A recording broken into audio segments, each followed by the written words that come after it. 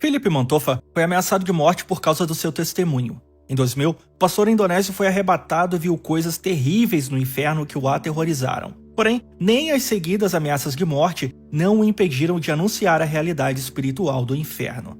Ele mesmo disse: "Se quiserem me matar, não importa. Se eu impedir uma pessoa de ir para lá, já valerá a pena." Quer aprender como trabalhar de maneira honesta na internet e transformar a sua casa no seu ambiente de trabalho? Entre em contato com o parceiro do canal, Thiago Gomes. Clicando no link do primeiro comentário fixado, você receberá o seu mini curso gratuito e descobrirá este novo mercado de trabalho. Eu recebo algumas ameaças de morte quando falo sobre isso. Ameaças de bomba e muitas fofocas, calúnias. Eles dizem que eu, só penso em lucro, falso profeta, coisas assim. Quem se importa? Porque se eu puder salvar uma alma passando o testemunho pra frente, valerá a pena. Você quer me matar? Ainda vale a pena. Isso aconteceu em 1º de janeiro de 2000, do ano de 2000. Eu fui pra cama na noite anterior. Minha esposa estava do meu lado. E, em um momento, eu acordei. Com toda a consciência, com todos os meus sentidos intactos. Meu cérebro estava totalmente consciente. Mas eu fiquei surpreso, porque eu não estava onde eu deveria estar no meu quarto. Eu estava em um lugar estranho, que eu não posso explicar, pois não há um lugar como esse. E eu estava intrigado. Onde estou? Eu estava consciente de que não era um sonho, não era uma visão, mas era eu. Fisicamente também era eu. Eu não conseguia me ver vestindo roupas brancas, coisas assim. Esses detalhes foram perdidos por causa do trauma. Eu fiquei chocado. Eu ouvia uma voz atrás de mim, mas eu não conseguia virar o pescoço, pra direita, pra esquerda. Mas tinha uma voz atrás de mim, porque eu tenho comunhão com aquela voz ao ler a Bíblia todos os dias. Então eu sabia quem era, que aquela voz era do meu mestre, Jesus Cristo, me dizendo: "Você está aqui porque eu quero. Vá em frente, ande, eu te guiarei, eu vou te mostrar algo para contar a outras pessoas. Apenas siga em frente." Foi um caminho muito longo, padrões muito longos, era muito abafado, sem ar, sem vento soprando, e era muito pesado. Eu acho que o próprio fedor poderia matar você, literalmente, nessa vida. Mas eu sabia que estava em boas mãos, e eu segui em frente. Eu disse: "O que o Senhor está tentando me mostrar? Me tire daqui, me tira daqui." Você sente tudo, sua pele, você sente tudo. E finalmente eu cheguei em um lugar. Ele me levou a um lugar enorme, enorme. Não há nada parecido com aquilo. Nada parecido com aquilo. O que quer que eu diga, apenas está longe de ser comparado a qualquer coisa que vimos nesta vida terrena. E aquilo era tão largo, tão amplo, e havia escritos sobrenaturais acima dele. É incrível até poder lê-lo, porque é tão longe, é tão largo e alto, e é uma porta. E estava escrito. Quando Deus tocou meus olhos, eu fui capaz de interpretar o que estava escrito. Era algo como: o Vale da Morte e da Tortura.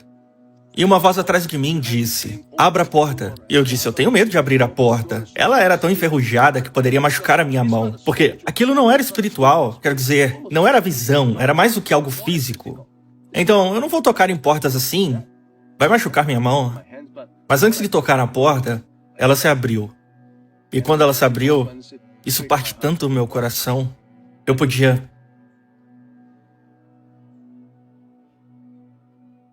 ouvir eu podia ouvir pessoas, vozes de seres humanos, chorando por ajuda e amaldiçoando tudo o que se nomeia. E já não estava mais claro. Tinham tantas pessoas rangendo os dentes. E o calor. A escuridão apareceu. Não é como se a escuridão fosse pela falta de luz. Era a escuridão. A escuridão é uma força. É uma realidade. Isso é sentir a ira de Deus no ar. E quando a porta se abriu, Eu pude ver que eu estava perto de uma criança. E eu sabia exatamente onde eu estava. Eu estava onde os mortos são mantidos até o dia do julgamento de Jesus Cristo. O julgamento do trono branco, que está escrito no livro do Apocalipse. E antes que eu pudesse ver qualquer outra coisa, eu pude olhar muito longe. Muito longe. Muito, muito longe. Para os homens alcançarem com seus olhos. Mas porque Deus, por causa de Jesus e do seu poder, eu pude ver muito longe, o infinito, infinito, naquela direção em minha frente. Era interminável. Eu podia ver a fumaça subindo. E era como se houvesse um brilho de fogo. Embora eu não pudesse ver o fim do fogo. Devia ser porque o vale deve ser muito profundo, sabe? E o lago deve ser um lago de fogo, algo assim. E era tão grande que eu só pude ver a fumaça subindo.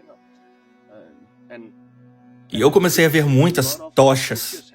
E eu me lembrei do que está escrito no livro do Apocalipse, que diz: e foram jogados naquele lago de fogo o diabo, os seres humanos que morreram e pereceram em seus pecados. Ninguém escapará daquele que está no trono branco e do julgamento de Jesus Cristo. Então eu sabia que eu estava perto do portão da morte, onde vi muitos, milhões, e só Deus sabe o número. Eram muitos. Confie em mim, muitos mais do que as pessoas que vão na igreja, com certeza. E eu vi pessoas sendo torturadas pelos espíritos demoníacos livres que estão condenados, mas que ainda não foram julgados, que ainda não foram amarrados e que ainda não foram jogados no lago de fogo. E esses seres humanos, essas pessoas mortas, acredite em mim, eles não estão mortos.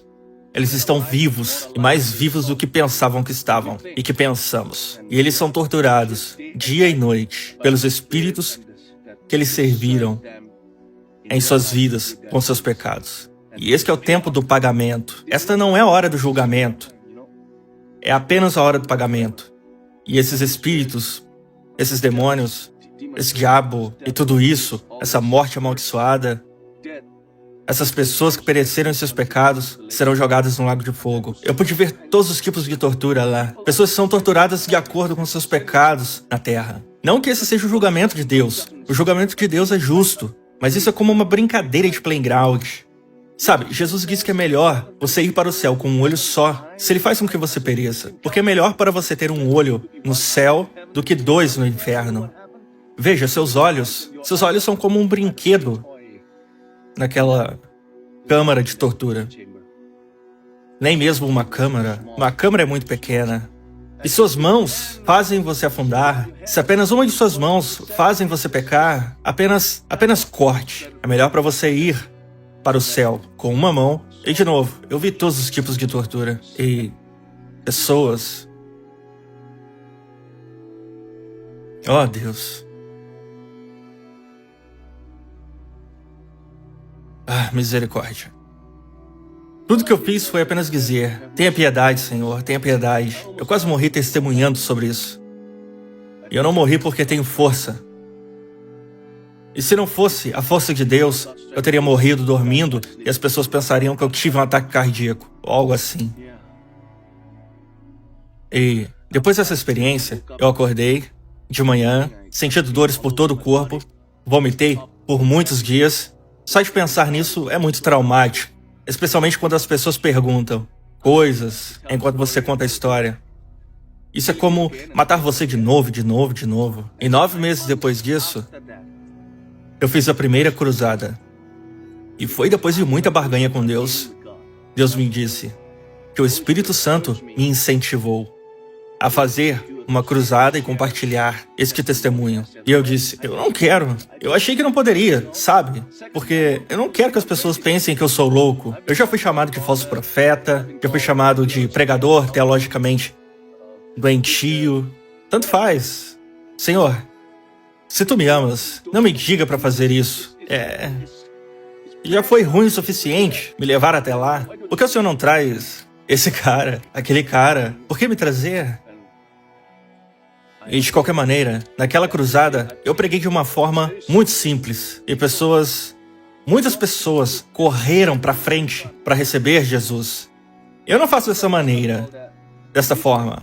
Quem quer receber Jesus, todos de olhos fechados, todas as cabeças inclinadas. Sabe, não tem nada de errado com essas coisas, mas eu não faço isso. Por causa da emergência. Pregar o evangelho é emergência, é urgência, não é uma piada, não é manipulação, não é um negócio. Vamos lá, não é nada disso.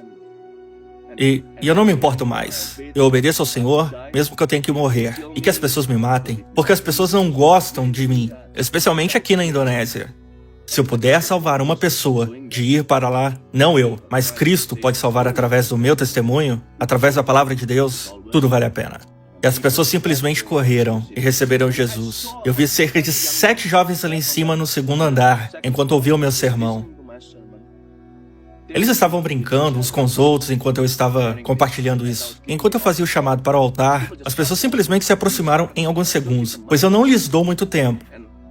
E essas 7 pessoas apenas conversavam umas com as outras, aparentemente como se estivessem zombando do meu testemunho. Sabe, eu não levo essas coisas pro lado pessoal, porque não é a mim que eles rejeitam. E de repente, eu tive minha primeira visão nessa cruzada. Eu tive uma visão dessas 7 pessoas voluntariamente, de mãos dadas, pulando no lago de fogo. E isso partiu o meu coração. Embora cerca de milhares de pessoas tenham vindo a Cristo naquelas 3 noites de cruzada, ainda assim, isso não conseguiu curar o meu coração. Eu sabia que essas 7 pessoas endureceram seus corações, e eu não acho que nenhuma outra cruzada, ou qualquer outro esforço de testemunho de seus amigos, se eles ouviram algo tão duro como o inferno e não puderam mudar, eles não mudarão de forma alguma.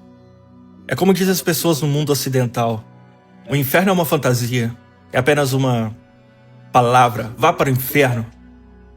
Você sabe do que está falando? O inferno é como se fosse apenas uma história, sabe? Que não é real. É inventada. Cabe a todos nós em que acreditar. Mas eu sempre tenho essa crença, e eu compartilho isso. Acredite ou não, minhas mãos estão limpas. Se as pessoas acreditam ou não, suas crenças não estão sob meu controle, desde que minhas mãos estejam limpas. Minhas mãos estão limpas do seu sangue. Você faz sua própria escolha. Eu fiz a minha parte. Eu sei que não devemos encarar o pecado levianamente. Temos que ser julgados de acordo com nossas ações. E Jesus Cristo veio e morreu. Morreu com uma morte horrível. E deve haver algo horrível na morte para todos os seres humanos experimentarem, para que tal amor seja enviado do céu para morrer, uma morte horrível e embaraçosamente humilhante, como Jesus fez na cruz. Não devemos aceitar as coisas facilmente. As pessoas levam o pecado facilmente.